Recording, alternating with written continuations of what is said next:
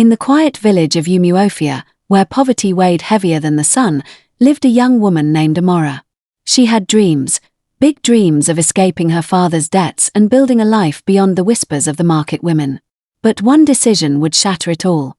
Forced into marriage with a booker, a man mocked as the poorest in the land, her life became the village's cruel entertainment. What Amora did not know was that the man she scorned, the husband she despised, carried a secret that would one day silence every mocking tongue. The cockcrow echoed over Umuofia, a village tucked between rolling hills and dusty farmlands.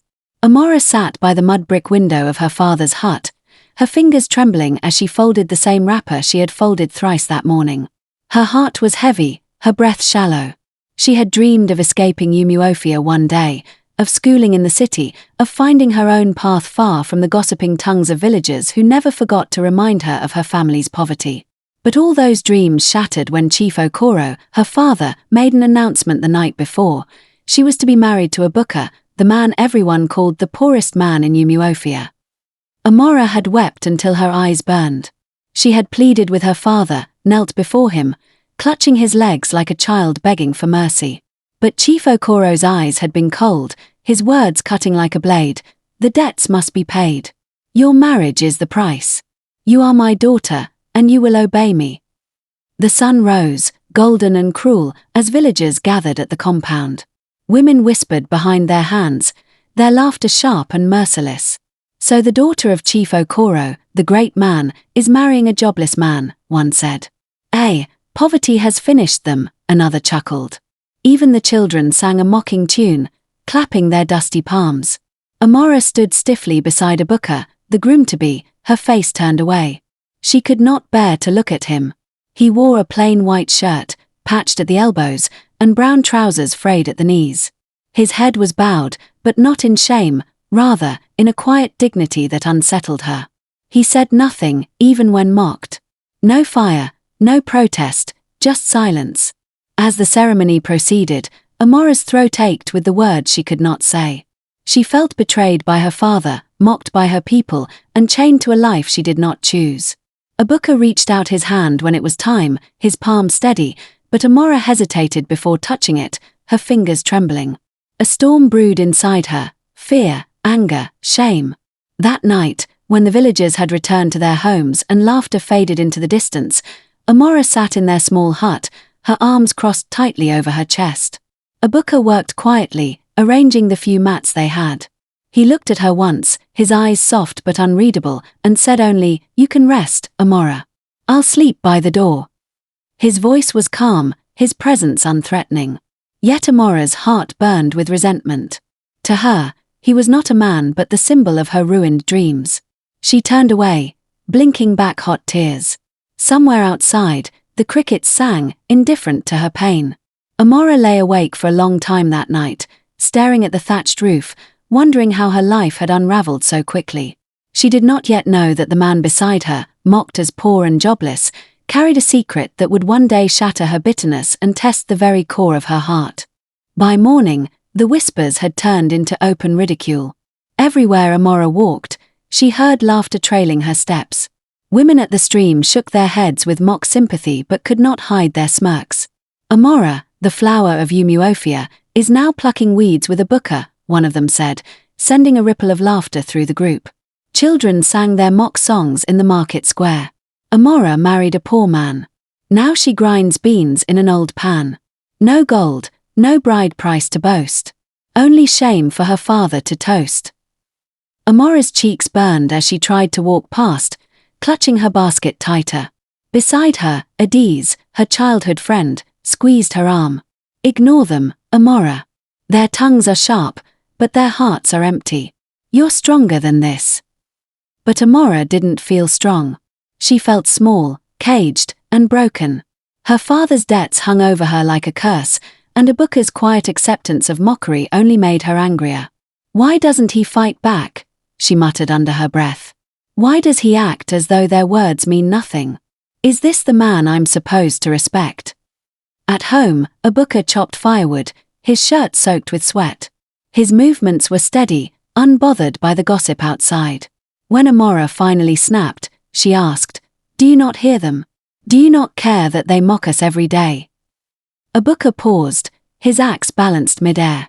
His gaze met hers, calm, steady, almost too calm for her storming heart. "What they say does not define me, Amora. A man is not measured by their laughter but by his own dignity." His words struck her unexpectedly, but she masked the effect with a scoff. "Easy for you to say, when your dignity is as poor as your pockets." She regretted it the moment it left her lips, but Abuka only returned to his task, saying nothing more. That night, Amora lay on the mat again, angry at herself for lashing out. She could not deny that his patience unsettled her. A part of her wanted him to fight, to show some spark of pride. Instead, he bore everything with silence, a silence she didn't yet understand. Days turned into weeks, and though Amora tried to hold on to her resentment, cracks began to show in her resolve. Life with Abuka was not filled with luxury, but neither was it filled with cruelty. If anything, his small acts of kindness gnawed at her defenses.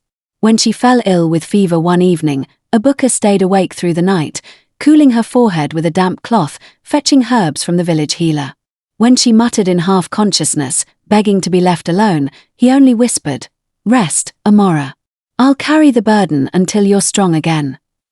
When her basket tore at the market, he quietly mended it, his stitches neat and steady. When the villagers laughed louder than usual, he would walk beside her without a word, his presence a shield though he offered no explanations. Amora noticed, but she did not want to. Each act of gentleness pressed against her pride, and pride was all she had left. She found herself watching him when he did not know, searching for flaws, for proof that he was the weak, worthless man the villagers called him. Instead, she saw strength in his patience, in the way he worked without complaint, in the way he met her sharp words with silence instead of anger. Adiz saw it too. "Amora," she whispered one afternoon as they pounded yam together, "sometimes wealth is not counted in coins. Sometimes it is in the strength of a man's spirit. Do not close your eyes to what you see."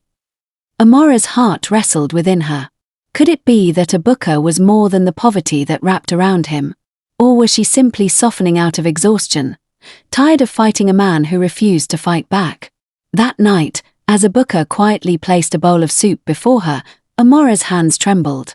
She wanted to thank him, but the words caught in her throat. Instead, she looked at him properly for the first time, not as her captor, not as her father's solution to debts, but as a man. Something shifted in her chest that night, though she was not yet ready to name it. The rains came, heavy and relentless, flooding the narrow paths of Umuofia. Crops wilted, roofs leaked, and hunger spread quickly through the village. Amora expected Abuka to falter like the rest, but instead, he seemed prepared. Somehow, he had stores of grain, enough to keep them fed when others struggled. Quietly, without seeking praise, he gave food to neighbors, to children whose bellies swelled with hunger. The villagers were stunned. "How can a poor man feed us when our farms have failed?" they whispered. Some grew suspicious, others grateful, but Abuka said nothing. He worked harder, his dignity untouched by their shifting opinions. Amora watched him with new eyes. The same man who had been mocked as worthless now stood as a silent pillar when the village needed him most. Each day, her resentment cracked a little more. Each night, she found her heart softening in ways she did not want to admit. One evening, when the rain pounded hardest and lightning split the sky, Amora finally asked, "Why do you endure all this? The mockery, the shame, why?" Abuka's gaze lingered on the storm outside before returning to her. "Because, Amora, life is not a race to prove myself to those who laugh. It is a journey to prove myself to those who matter." His words left her speechless. For the first time, she wondered if perhaps she mattered more to him than she realized. It happened on a market day. A sleek black car, unlike anything Umuofia had ever seen, rolled into the square. Men in suits stepped out, their presence commanding silence. The villagers gathered, mouths wide, as the door opened and an older man emerged, his voice carrying authority. "Abuka," he called, and every head turned. "Your father summons you. It is time you return to your place." Gasps filled the air as Abuka stepped forward, no longer just the poor villager but the son of a billionaire magnate whose name was whispered in or across the nation. The villagers who had mocked him now stumbled over themselves to bow. Amora stood frozen, her heart thundering. "You," she whispered when they were alone. "All this time, you were never poor." Abuka's eyes softened with guilt and love. "I hid the truth because I wanted a wife who would see me, not my wealth. A woman whose heart was stronger than gold. Forgive me, Amora, for the pain it caused, but I had to know if love could be true." Amora's knees weakened. Anger, betrayal, relief, and confusion collided within her. How could she forgive such deception? Yet how could she deny the man who had shown her love in silence, even when she spat words of scorn? The revelation shook Amora's world. For days she wrestled with herself. Villagers who once mocked her now envied her, showering her with false smiles and praise. "You are the luckiest woman alive," they said. But Amora felt no luck, only turmoil. At night, Abuka spoke gently. "I know I hurt you with my secrecy, but everything I did was to find the truth in your heart. If you cannot forgive me, I will understand." His humility broke her. She remembered his patience through her scorn, his care during her illness, his quiet dignity in mockery. Wealth or no wealth, Abuka had proven himself long before the secret spilled. One evening, as the sun dipped behind the hills, painting the sky in gold and crimson, Amora finally spoke. "I married a man I thought was poor. I hated him, I mocked him in my heart. But through it all, he showed me wealth greater than gold. If I forgive you, Abuka, it is not because of your riches, it is because your heart has been steadfast when mine faltered." Tears glistened in his eyes as he reached for her hand. "Then let us begin anew, not as strangers bound by debt, but as partners bound by love." Amora's lips curved into a faint smile, the first true one since her forced marriage. And in that moment, surrounded by the whispers of a village that once mocked her, she found peace in a truth that would stay with her forever. True wealth was not measured in gold or fortune, but in a love that endured through hardship, silence, and pain.